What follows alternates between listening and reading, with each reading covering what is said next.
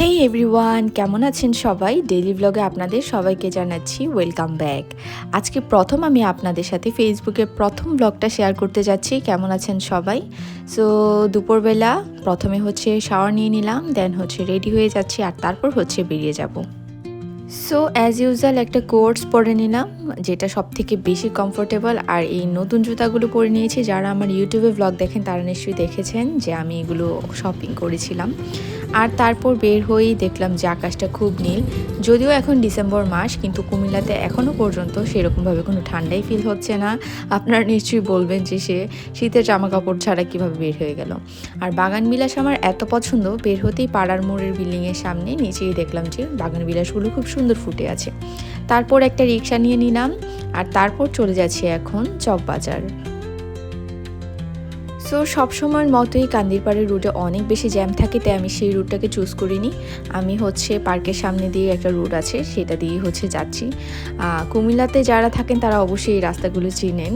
পার্কের সাইড হয়ে post office, circuit house এবং সব কিছু পার করে চকবাজার চলে যাওয়া যায় মুগলটুলির রাস্তা দিয়ে, এবং আমি সেই রাস্তাটাই চুজ করলাম আজকে।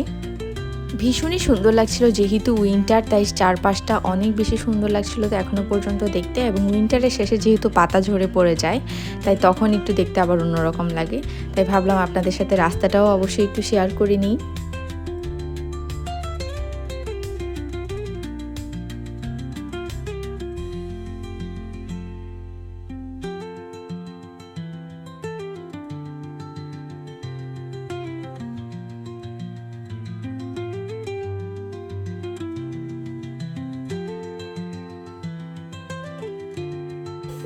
আজকে মূলত আরেকটা স্পেশাল কারণেই যাচ্ছি। আজকে হচ্ছে দেখতে যাচ্ছিলাম প্রিমার আম্মুকে।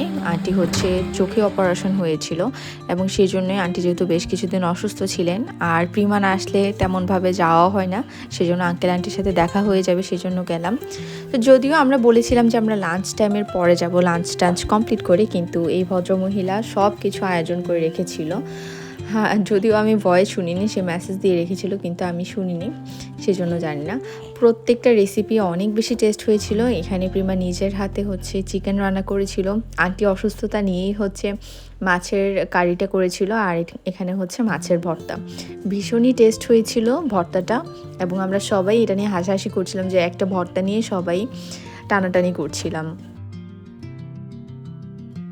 তো এখানে হচ্ছে আমাদের কোচ বা টিচার যেটাই বলতে পারেন, সে হচ্ছে অলরেডি টিচিং প্রফেশনে আছে, সেজন্য আমরা হাসাহাসি করছিলাম, কারণ আমরা একসাথে হলে বাচ্চামি করি, বাট সেই জায়গায় সে এখন টিচার।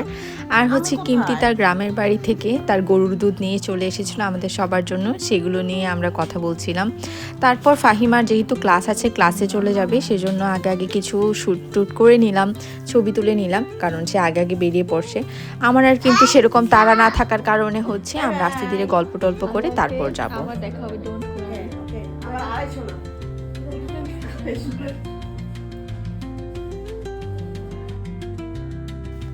সার্টেন কিমতি প্রিমার মেহেদি দেখে আমাকে বলছিল যে আয়, আমি অনেক দিন থেকে হচ্ছে মেহেদি আর্ট করি না, মেহেদি আর্ট করতে কিমতির খুবই পছন্দ।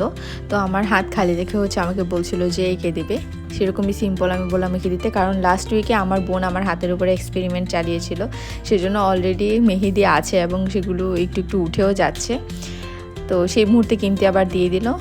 তারপর এই যে দেখেন ওর স্ট্রাগলের কী অবস্থা। তারপরই হচ্ছে সন্ধ্যা হয়ে যাচ্ছিল, হালকা হালকা ঠান্ডা ঠান্ডা লাগছিল। তো কিমতির বাড়ির দুধ দিয়ে হচ্ছে প্রিমা কফি বানিয়ে নিল 3 কাপ আমাদের জন্য।